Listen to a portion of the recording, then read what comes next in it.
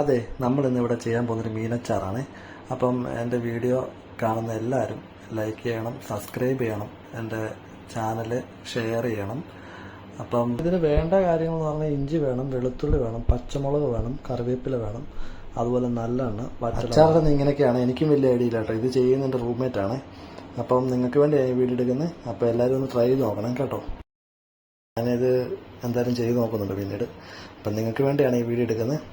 അപ്പോൾ ഈ വീഡിയോ എല്ലാം നിങ്ങളെല്ലാം കണ്ട് അത് ചെയ്ത് ട്രൈ ചെയ്ത് നോക്കണേ. അപ്പോൾ ഇത് ഇതുപോലെ അരിഞ്ഞെടുക്കണം. അരിഞ്ഞ് മാറ്റി വെച്ചിട്ട് ഈ മീനെല്ലാം എടുത്ത് കഴുകി വാരി ഒന്ന് മാറ്റി വെക്കണം. അപ്പോഴത്തേക്ക് നമുക്കിത് അരിഞ്ഞ് സെറ്റാക്കാം.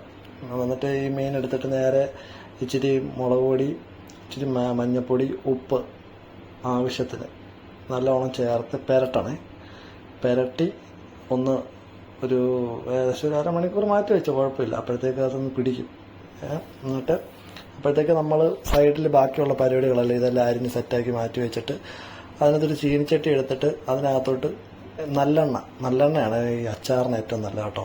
നല്ലെണ്ണ ഉപയോഗിക്കാവും. അപ്പം അത് കേടാവത്തില്ല, ഇരുന്നോളും.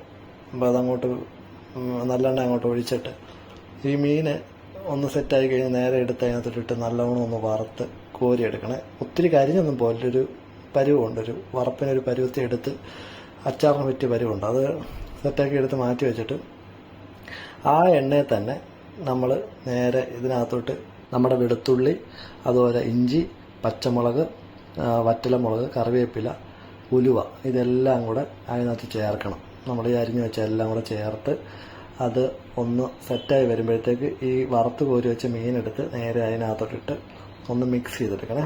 നല്ലോണം ഒന്ന് മിക്സ് ചെയ്യണം കേട്ടോ.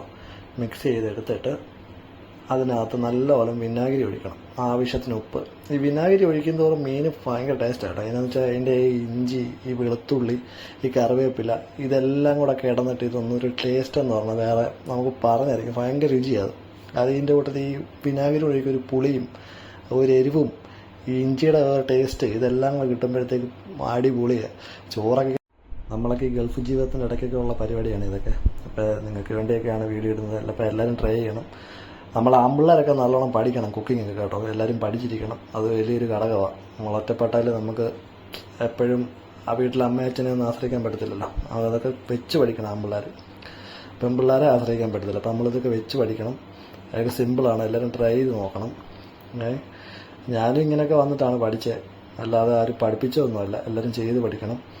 അപ്പം എൻ്റെ വീഡിയോ ഇഷ്ടമായെങ്കിൽ എല്ലാവരും ലൈക്ക് ചെയ്ത് സബ്സ്ക്രൈബ് ചെയ്യണം. കാരണം ഞാൻ വീഡിയോ ഇട്ട് തുടങ്ങിയതേ ഉള്ളൂ.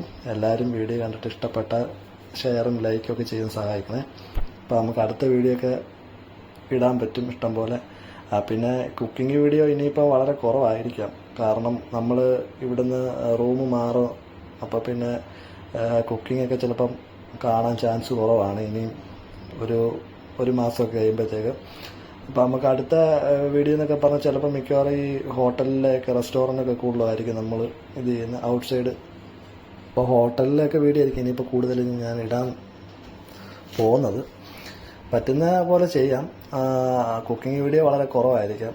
കാരണം നമ്മളിനിപ്പോൾ റൂം മാറി കഴിഞ്ഞാൽ നടക്കത്തില്ല. അപ്പം പറ്റുന്ന പോലെ ചെയ്യാം. അപ്പം നമുക്ക് ഈ ഗൾഫിലൊക്കെ നിൽക്കുമ്പോൾ നമുക്ക് ഭയങ്കര പാടാണ് കുക്കിംഗ് എന്നൊക്കെ പറഞ്ഞതെന്ന് വെച്ചാൽ ഇവിടുത്തെ ഒരു സിസ്റ്റം എന്ന് പറഞ്ഞാൽ എത്ര ഇതായെന്ന് പറഞ്ഞാൽ നമ്മൾ ഇവിടെ നമുക്ക് ഒരു റൂം കുക്ക് ചെയ്യാനൊക്കെ ഭയങ്കര ബുദ്ധിമുട്ടായിരിക്കും. അത് ഇവിടെ നിൽക്കുന്നവർക്കൊക്കെ അറിയാൻ പറ്റും. നമുക്ക് നാട്ടിൽ നിൽക്കുന്നവർക്ക് അത്ര പിടികിട്ടത്തില്ല. കുക്കിംഗ് ഒക്കെ ഓക്കെ, പക്ഷെ ഇവിടെ കയറി കുക്ക് ചെയ്യാന്ന് പറഞ്ഞൊരു ഘടകമാണ്. കാരണം റൂമിലുള്ള ചിലപ്പോൾ 10 പേരായിരിക്കാം. അപ്പോൾ ഈ 10 പേര് ചിലപ്പോൾ കുക്ക് ചെയ്യുന്നവരായിരിക്കും. ഈ ഇത്രയും പേരും കുക്ക് ചെയ്യുന്നൊരു സമയം നോക്കി നമ്മൾ അതിനിടയ്ക്ക് കയറി ഫ്രീ ആയിട്ടുള്ള ടൈമിൽ നമ്മൾ കുക്ക് ചെയ്ത് വീഡിയോ എടുത്ത്. ഇതിപ്പോൾ എനിക്ക് വീഡിയോ എടുക്കാനൊന്നും ആരുമില്ല.